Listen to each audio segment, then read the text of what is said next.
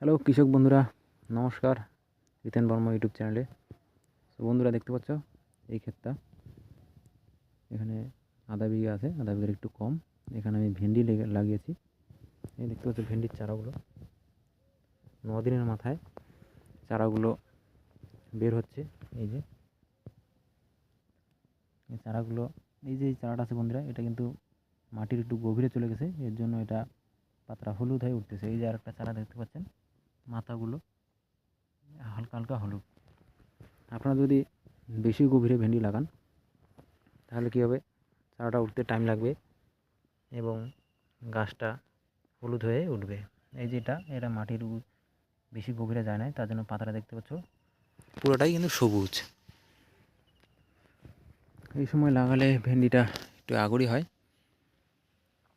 আমাদের এদিকে মার্কেট চলছে 50 থেকে 60 টাকা কেজি এখন।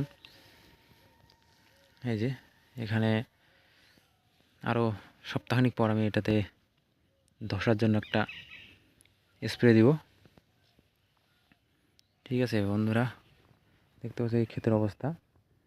ভেন্ডির বীজ ন্যূনতম 8 থেকে 9 দিনের মাথায় বীজগুলো বের হয়। কতগুলো এখনও বের হচ্ছে। এই একটা দেখতে পাচ্ছ বন্ধুরা, এখানে কেবল বের হচ্ছে। আর 2-3 দিনের মাথায় পুরোটাই বের হয়ে যাবে চারাগুলো। এখন ঠান্ডা পড়ে গেছে, আর সপ্তাহখানিক 10 দিন আগে লাগাইলে চারাটা ভালোভাবে বের হয়ে যেত। ঠান্ডাটা পড়ে গেছে বন্ধুরা। এদিকে আজকে ঠান্ডার ওয়েদার দেখতে পাচ্ছ কীরকম কুয়াশা আজকে। চারিদিকে শুধু কুয়াশায় ভরা।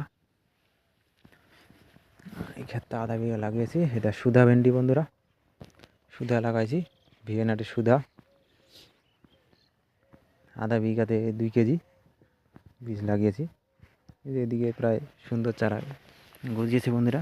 এই চারাগুলো দেখতে পাচ্ছ বন্ধুরা, এই বীজটা যে আছে, বীজটা আমি কিন্তু ভিজাইনি, ঠিক আছে। মাটিতে রস আছে বন্ধুরা, মাটিতে প্রচুর পরিমাণে রস আছে। দেখতে পাচ্ছ বন্ধুরা, মাটিতে প্রচুর পরিমাণে রস, এই জন্য চারাটা ভিজানোর দরকার নেই।